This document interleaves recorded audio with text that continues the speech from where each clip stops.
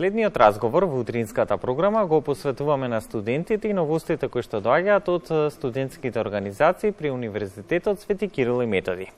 Студентката Викторија Апостоловска при Филолошкиот факултет при УКИМ неодамна беше избрана за нов студентски правобранител на овој универзитет.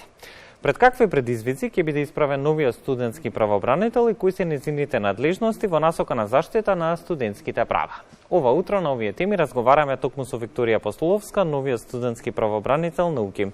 Добро утро и добро ни дојдовте. Добро утро и добре ве најдов. Најпрвен честитки за изборот, со оглед на тоа што ова е ваше прво телевизиско интервју во однос на како нов студентски правобранител на УКИМ. Верувам дека ќе успееме да им ги доловиме сите оние информации кои што треба да ги знаат студентите од овој универзитет. Најпрвен би сакал да започнеме со основната функција на студентскиот правобранител на УКИМ. Која е истата? Точно. Ви благодарам за поканата пред се и за срдечноста и самоучтиво да исправам студентска правобранителка. Да бидеме родово коректни. Точно. Функцијата на студентскиот правобранител е еден вид на sui generis или своевидна функција, која што е воспоставена со самиот закон за високо образование. И истата подразбира решавање на прашања и спорови кои на некој начин би потекнале од академските односи, како и се разбира на еден начин бранење на студентските права кои што се утврдени со истиот закон. Која е целта поради која што постои оваа навистина уникатна функција во академската заедница воведена токму со законот за високо образование? Точно. Целта позади воведување на ваква функција во склоп на академската заедница на некој начин ја имитира целта за воведување на оваа функција во други слични заедници, системи, хиерархии. Просто студентите мора да имаат човек, колега, колешка, која што би ги упатила и која што би ги придружувала на некој начин во тој процес кој што воопшто не е едноставен и лесен. И мора да има студент кој што едноставно би излегол во пресред и би на некој начин застанал на средина од спорот меѓу студент и орган од академијата, од универзитетот, би дал насока, би дал препорака всушност во одредена ситуација и едноставно би ставил на јавна дискусија општо студентските права и општо студентскиот стандард. Она што е посебно важно да се истакне е дека студентскиот правобранител при УКИМ не е овластен да ги застапува студентите пред други државни органи, односно во ниту една ситуација не може да ги штити правата на студентите надвор од онаа академска заедница. Што конкретно значи тоа? Да, точно. Многу битна работа и многу битен момент е тоа што ги застапувам јас и било кој после мене и пред мене студентите само во рамки на академската заедница. И апсолутно никаде надвор од неа. Тоа значи дека директно влијам и пркосам на ректорат, деканат, професоријат, други академски членови, меѓутоа никаде надвор од таа заедница. Во смисла, просто кажано, не сум јас адвокат на студентите, меѓутоа само нивен правобранител. Студентскиот правобранител постапува по поднесок од страна на студент или пак по собствена иницијатива, барем тоа така е регулирано. Во кои случаи може да постапи студентскиот правобранител и како е регулирано тоа? Точно. Може да постапи доколку добие поднесок од студент, тоа е во форма на парање, значи се бара една ситуација да се разгледа од страна на студентскиот правобранител или по собствена иницијатива. Ако увиди дека нешто се случува или дека се случува неправда и слично, имам право да постапам. Регулирано е со тоа што чим добијам поднесок од студент, значи чим добијам некакво барање, првично непристрасно го разгледувам, ги земам предвид сите факти, сите аргументи, околности и слично, утврдувам дали сериозно, значи дали навистина се дошло до неправда, се дошло до повредување на нечие право и тогаш веќе постапувам кон едноставно разрешница. И оно што е важно да се каже во случај кога самиот студентски правобранител постапува по допрен клас, односно по собствена иницијатива, при тоа треба да биде известен и оној студент кој што е засегнат. Апсолутно. Треба да има дозвола исто така тоа да го рачистиме како информација која што треба да ја знаат студентите. Она што верувам дека ќе ги интересира сите студенти, конкретно оние на УКИМ, е како се започнува онаа постапка пред студентскиот правобранител на УКИМ и која е процедурата која што треба да знаат студентите од овој универзитет. Да. Постапката е многу едноставна. Јас моментално работам преку мейл акаунт. Тоа е studentski.pravobranitelj.ukim@gmail.com. Добро. Студентот откако ќе воочи дека му е нанесена неправда, доставува барање, во кое што барање треба кое што барање треба да содржи негови лични податоци, во смисла име, презиме, во смисла студент на која година, број на индекс и слично. Во истото барање треба да ги наведе, да ги образложи околностите, фактите и сведоштвата. Не може тоа да е лична, како кажам, лична. Мора да биде подкрепено со одредени докази. Точно, да биде подкрепено. Го праќа барањето до мене. Јас го разгледувам, воочувам дека навистина се дошло до неправда и тогаш заеднички, како што спомнавте и самиот, заеднички постапуваме. Има ли некакви временски рокови до кога треба да биде разгледано одредено барање? Постои ли некоја таква регулатива? Искрена да бидам, јас сум избрана како студентски правобранител не цел месец и се уште на некој начин се привикнувам на функцијата и се запознавам со моделот, не сакам ништо да избрзувам. И мислам дека тие регулативи се релативни, варираат од правобранител на правобранител, да, и од случај до случај, така да не знам, не би јас сега нешто да спомнувам рокови и слично, меѓутоа добро е веднаш штом се воочи некаква неправда да се реагира брзо, за да има брза растрешност. Кон разгледување на истата. Точно. Колку органите на високообразовната институција имаат обврска да постапат токму по укажувањата на студентскиот правобранител? Како е регулиран тој дел од функционирањето на оваа институција како студентски правобранител? Да, ова е трики прашање. Обврска. Имаат обврска да ме примат, да не примат, всушност мене и засегнатата страна. Имаат обврска да не изслушаат, да го примат нашето барање или нашата жалба, да ја разгледаат детално и откако ќе воочат дека нашите аргументи и факти и околности се издржани, тогаш да имаат обврска да пристапат. Тамошните, не знам, после тоа како иде тој цел процес меѓу деканат или професори, сите оние процедури кои следат. Тоа не ми е познато, меѓутоа да имаат обврска да не примат и да не слушаат и да пристапат кон проблемот. И она што верувам дека ќе ги интересира особено студентите е за какви се повреди на права може да се обратат студентите токму до студентскиот правобранител. Што е она што ги опфаќа вашите надлежности? Точно. Овој мој одговор на ова прашање сакам да биде апел до сите студенти првично да се заинтересираат и да си ги научат правата. Правата може да ги најдат со член 150 во Законот за високо образование, кој што може да го најдат на МОН, или ако не успеат да го најдат на страната на МОН, може слободно ме исконтактираат, јас ќе го препратам.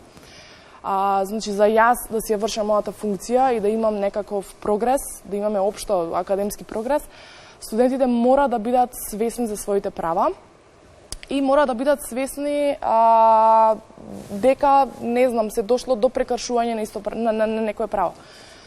Не сакам да замислам дека некој студент во моментов доживува неправда и не е свесен за тоа. Затоа ова е апел да се на некој начин да ги видат правата, да сватат дека тоа е многу битна работа и дека општо целиот општествен прогрес зависи од тоа. Од она искуство кое што го имате вие како студент, бидејќи веќе сте 4-та година, низ годиниве наназад токму во рамки на Универзитетот Свети Кирил и Методи, имате ли впечаток дека студентите доволно ги познаваат своите права? Да, ова можам да го кажам како повозрасен студент, не како студентски правобранител, затоа што пак ќе кажам токму многу затоа прашувам од позиција на студент. Точно. Мислам да. Мислам дека, значи сакам да верувам дека сме достигнале некоја таква будност каде што професорите и студентите реципрочно се на некој начин си ги познаваат и си ги почитуваат правата. Јас искрено никогаш не сум се довела до ситуација да си да се преиспитувам дали некој право ми било мене прекршено, ниту па знам колешка кои што се довели до такви прашања. Но во секој случај добро е да се познаваат оние права кои што ги имаат секако студентите во рамки на своето студирање.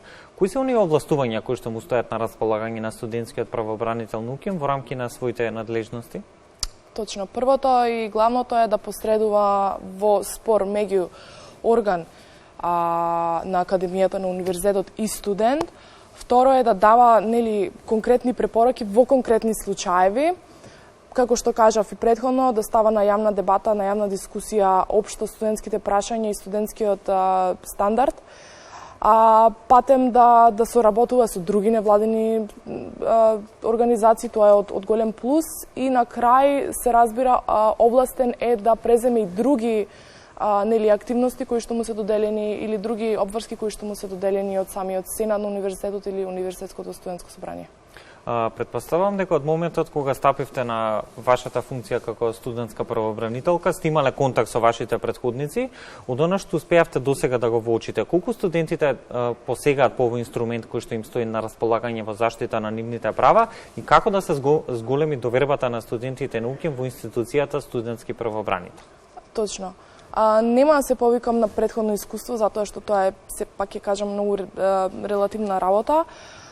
Меѓутоа, и тоа морам да кажам дека не зависи од мене и од Универзитетското студентско собрание. Значи, доколку студентите си ги познаваат своите права и си ги уважуваат и се грижат за нив и на некој начин свесно постапуваат доколку едно право им е повредено, тогаш ќе има и работа, ќе има и општо користење на тој инструмент.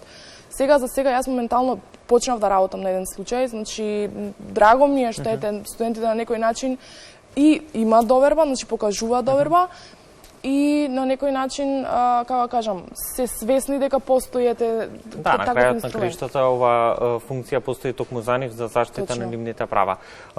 Да ве вратам малку на почетокот пред самиот избор за студентска правобранителка, што е на што вас лично ве мотивираше да се кандидирате? Да, ова е многу убаво прашање. Мене лично многу просто ќе одговорам. Некој си таков природен инстинкт да придонесам кон академската заедница. Тоа е тоа. Кратко и јасно. На страната на УКИМ стои дека при вршење на својата работа студентскиот правобранител се води од принципите на непристрасност, недискриминација, доверливост, достапност, одговорност, отчетност и законитост. Како планирате да го реализирате сето ова и на дело? Моментално спомнавте еден модел на доблести чија што реализација е тешко да се долови со зборови. Но и навистина голема одговорност. Точно, меѓутоа се надам дека ќе имам прилики да на некој начин да го реализирам тоа со дела. Сметам дека еден студентски правобранител кој што е тука назначен, чија што функција е да се бори против дискриминација, против угнетување и слично, во никој случај не смее да пристапи кон едно барање така баш како што кажавте дискриминаторски или слично, така да се надевам дека со искуство ќе успеете соодветно да одговорите на новиот предизвик. Викторија, вие сте студентка во 4-та година на студиската програма Англиски јазик и книжевност. Колку до сегашното искуство со организационата структура на УКИМ може да ви помогне во вршење на вашата нова функција на универзитетот? Да, ова прашање можам да го одговорам и од сентиментален и од логистички аспект. Сентиментален зошто? Затоа што јас ја имав таквата привилегија да бидам подучувана од прекрасни професори, страшни професионалци кои што во мене ја вдахна љубовта кон јазикот и кон академската заедница и како што кажав претходно, никогаш не сум се довела до ситуација да се прашувам себе си дали ми е повредено некое право и затоа и се кандидирав, затоа што навистина сакам сите студенти на УКИМ да го споделуваат моето искуство. Од логистички аспект, организацијски аспект, како што кажавте самиот, Јас бев член на факултетско студентско собрание, бев кандидат за председател на факултетско студентско собрание и бев инволвирана во неколку активности на универзитетско, значи на минатиот состав на универзитетско студентско собрание, и можам да кажам дека тоа многу ми помогна да на некој начин увидам како функционира тоа и да сакам да го правам тоа во иднина. Коригирајте ме ако грешам, чина мандатот на студентскиот правобранител трае 2 години. 2 години. Кои се оние проекти и активности кои што ќе бидат во фокусот на вашиот мандат и каква академска заедница науки им сакате да видите по завршувањето на вашиот мандат за крај на разговорот? Точно. Како да кажам, првично тој програмски и маркетиншки аспект, многу скромно сакам да се задржам до програмата и до каузата на Универзитетско студентско собрание, кој според мене на еден импресивен начин го издигна стандардот и се уште нели допира до студентите на вистина импресивен начин. И исто сакам во фокус да се стави менталното здравје на студентите. Пред неколку дена ја исконтактирав представник од невладина организација, која што има воспоставено соработка со Универзитетско студентско собрание, се работи со Хера млади и токму со нив нели се консултирав за во смисла доколку еден студент настапи со барање кон мене, од почнување на соработка, пружање на бесплатна психолошка помош, пружање на друга медицинска помош и слично, затоа што навистина ми е битно сите студенти да се чувствуваат на еден начин добре дојдени, се чувствуваат како дома во рамки на факултетските простори и многу ми е битен тој значи психолошки момент. Без разлика дали едно право е повредено или не, битно ми е тоа да се реализира на здрав начин. Викторија, ви благодарам за одвоеното време и гостувањето во утринската програма на Македонската телевизија. Јас ќе ви посакам успешен 2-годишен мандат кој што ви престои. Се радевам дека оваа транспарентност и отвореност во студентските организации и науки ќе продолжи во наредниот период и дека гласно ќе продолжиме сите заедно да говориме за проблемите и предизвиците во студентските средини, но и за сите оние активности во насока на унапредување на студентскиот живот во Македонија. Ви благодарам и вас. Ќе се видиме ние во наредна прилика. Се надевам.